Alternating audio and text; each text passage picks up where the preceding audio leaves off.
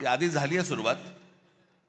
भारतीय जनता पक्षाचे लोक पैसे वाटतायत आणि शिंदेचे लोक पकडतायत. काय चालू आहे सरकारात तेच कळत नाही.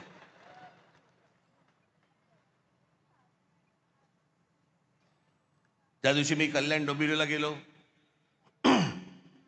अनेक मतदारसंघामध्ये फिरलो.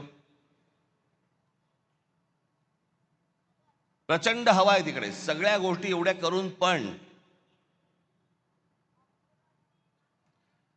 मी खरं तर आज त्या कल्याण डोंबिवलीमधल्या काही लोकांना मी इथे बोलवणार होतो, पण आता प्रचाराचा शेवटचे काही 2 दिवस आहेत उरलेले आहेत म्हणून ते इथे येऊ नाही शकले. पण मला त्यांना तुमच्यासमोर तर मला त्यांना आणायचंच होतं, मुद्दा बोलून आणायचं होतं. अनेक लोक आहेत.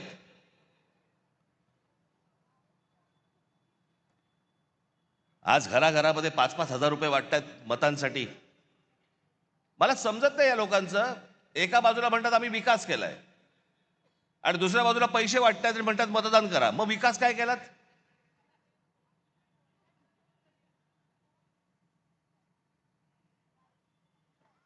मला घेणाऱ्यांची चिंता आहे, देणाऱ्यांची नाही.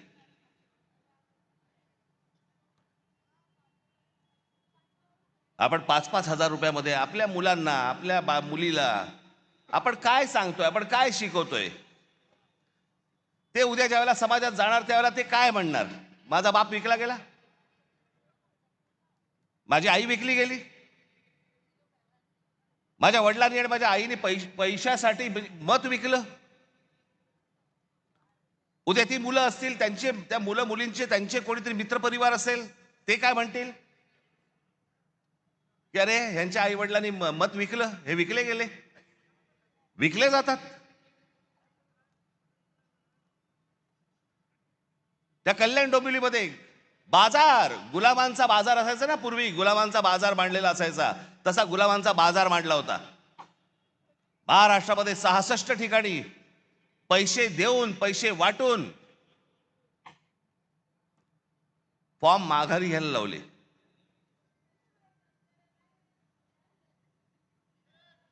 त्या दिवशी मी माझ्या नाशिकच्या सभेमध्ये मी बोललो होतो, वेडे पैसे झालेत, वेडे पैसे.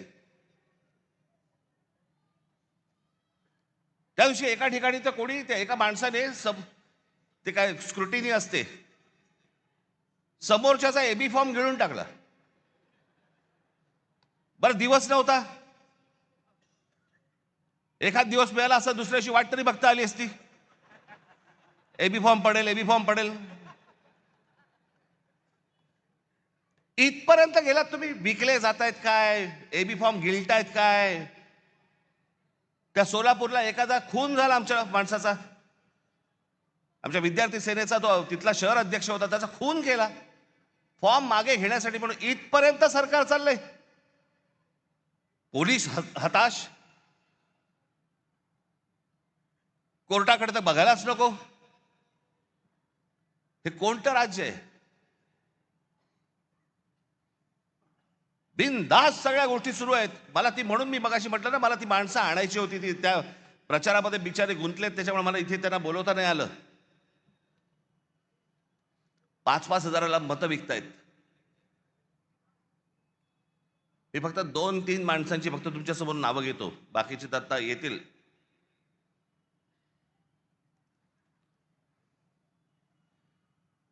शैलेश धात्रक,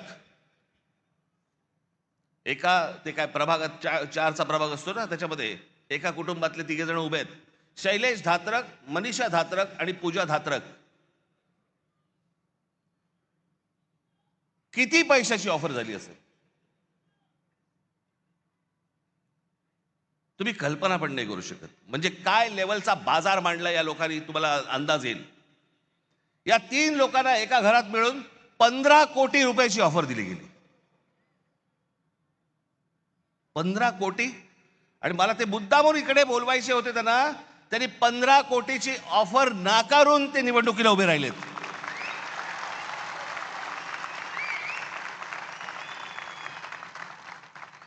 पंधरा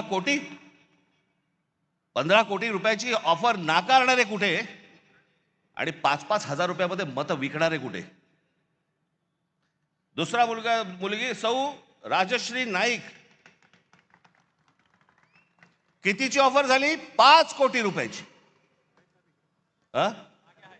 कुठे आहेत? या इकडे, या इकडे.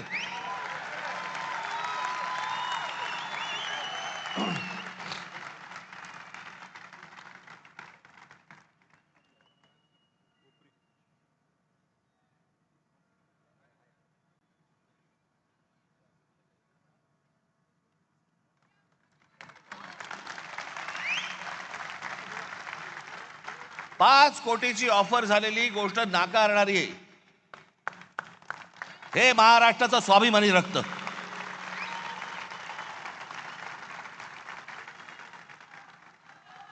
बसा ताई.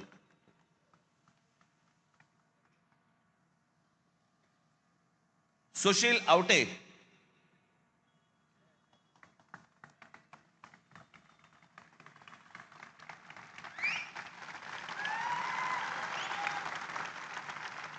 एक कोटी रुपयाची ऑफर झाली,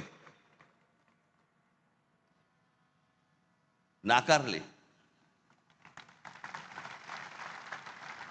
अजून बरेच जण आहेत.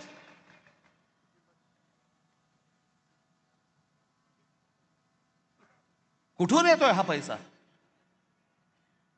काय चाललंय हे? किती पैसे वाटायचे? अहो तुम्ही हे फक्त 2-3 जण बघताय, महाराष्ट्रभर पैसे वाटलेत. महाराष्ट्रभर आले कुठून? टाकसाळे.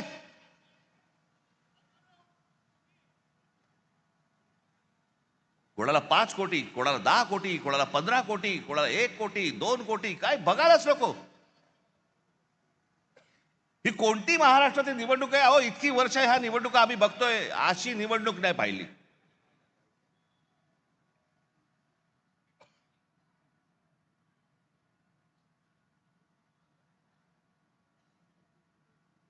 काही लगामच नाही या लोकांना. बिनदास जे काय हवंय ते करायचंय. कोर्टात जाऊन काय उपयोग नाही, पोलिसात जाऊन काय उपयोग नाही, कुठेही तुम्हाला जाऊन उपयोग नाहीये. बस आमची मर्जी. त्या बदलापूरला आमच्या महाराष्ट्र नवनिर्माण सेनेने त्या बाईच्या मुलीचं, एक लहान मुलगी जिच्यावरती बलात्कार झाला, तिचं प्रकरण जेव्हा बाहेर काढलं, त्यातला जो मुख्य आरोपी होता, काही कारण नसताना पोलिसांकडनं त्याला एन्काउंटर केला गेला, मारला, त्याला ठार मारला. का? कशासाठी? या नराधमांना ठार मारले पाहिजे, त्याच्याबद्दल वादच नाहीये. पण एन्काउंटर मध्ये ठार का मारायचा होता? काही गुपित होतं का? जर ते बाहेर पडलं असतं काही प्रॉब्लेम होता का? आणि त्याच्यातला जो सह आरोपी होता आपटे नावाचा, त्याला भारतीय जनता पक्षाने काल स्वीकृत नगरसेवक म्हणून स्वीकारलं. आमच्या अविनाश जाधवने धमकी दिली.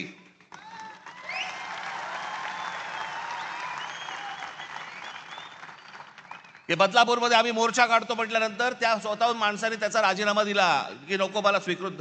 हिम्मत कशी होते यांची द्यायची? एका लहान मुलीच्या बलात्काराच्या प्रकरणामध्ये सह आरोपी असलेल्या माणसाला स्वीकृत नगरसेवक पद देण्याची यांची हिम्मत कशी होते? याचं कारण तुम्हाला गृहीत धरलेलं आहे. कोण तुम्ही? कोण आहात तुम्ही? आलात की 5-5 हजार रुपये तोंडावर फेकू आणि तुम्हाला विकत घेऊ. ही आली कुठून हिम्मत?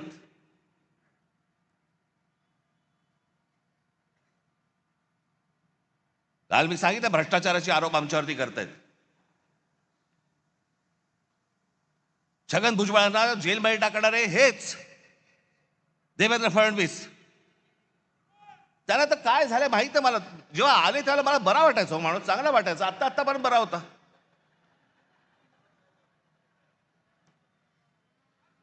काल मी जो बोललो ती रसमलाई आली होती,